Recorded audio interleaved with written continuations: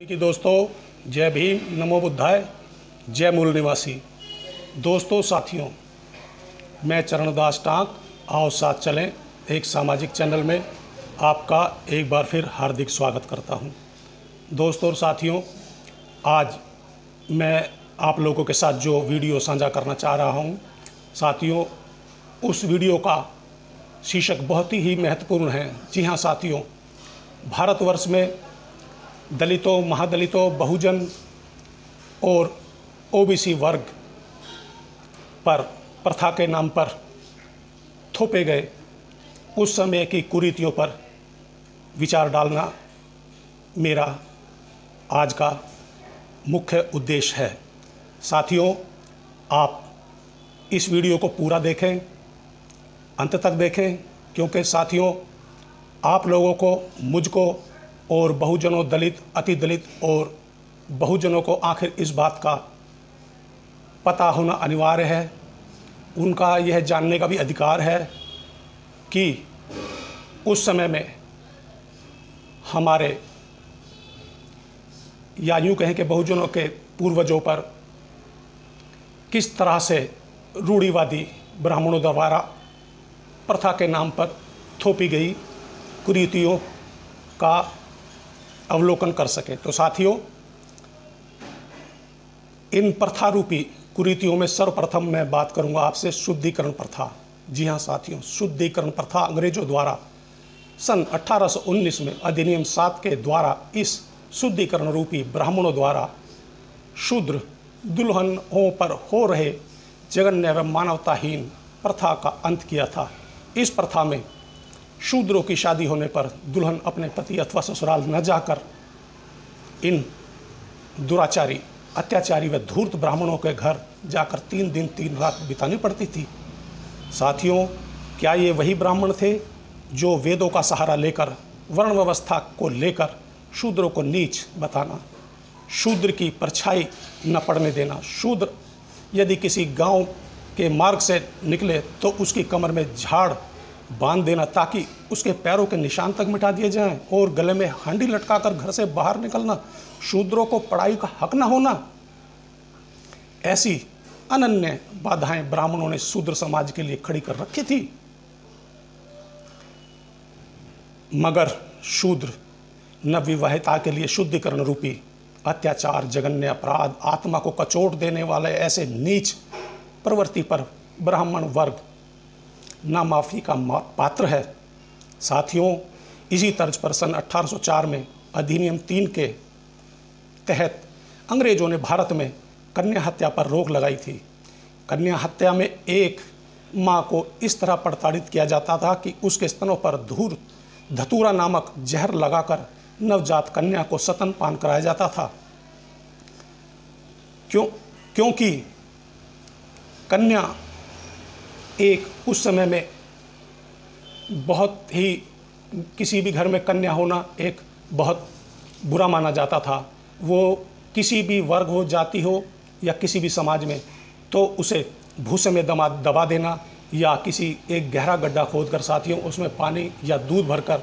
उसमें उस नवजात कन्या को डुबो कर मार देना भी उस समय के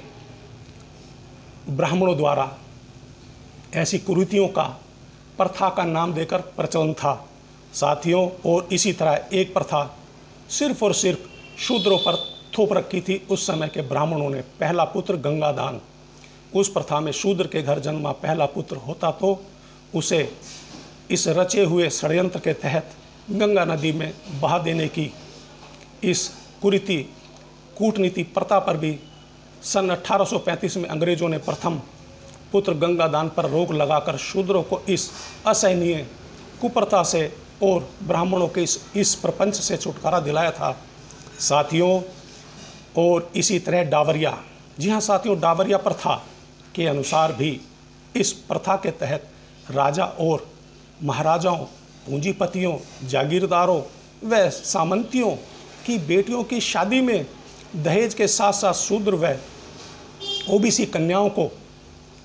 दासी बनाकर उम्र भर सेवा अथवा गुलामी के लिए भेजा जाता था। और जब अंग्रेजी सरकार ने इस प्रथा पर रोक लगाई तो यह प्रथा भी बंद हुई थी। साथियों, भारत में रीति रिवाज प्रथा के नाम पर बहुत सारी कुरीतियाँ भारतीय महिलाओं पर थोपी गई थी, जिससे भारत आज भी पूर्ण रूप से बाहर नहीं निकल पाया है। साथियों, ये रहा है हम बहुजनों का, दलितों का, अति दलितों का और ओबीसी समाज के उस समय के कालीन उच्च वर्गीय, उच्च जाति या ब्राह्मणों द्वारा सताया जाना, अन्य अन्य प्रथा के नाम पर हम लोगों का शोषण करना, हनन करना और हमें प्रताड़ित करना। साथियों, मैं आओ साथ चलें चैनल के माध्यम से आप लोगों को यह बताना चाहता हूं कि मैंने आज तक जो भी पढ़ा है, जो भी देखा है, ढूंढा है, उसमें कहीं भी इन भारतवर्ष के हिंदुओं ने हम बहुजनों को, दलितों को, अति दलितों को, बहुजनों को और ओबीसियों को प्रथा के नाम पर अपने प्रपंचों में फंसा कर रखा और अंग्रेज़ सरकार ने हमें कम से कम इन कुरीतियों और प्रथा से बाहर निकालने का मार्ग तो दिखाया। तो साथियों, आज मैं आप लोगों से प्रार्थना नहीं करूंगा कि मेरे चैनल को लाइक करें, सब्सक्राइब करें, बल्कि मैं आप लोगों से आज एक अपील करूंगा कि साथियों, मेरा तो हृदय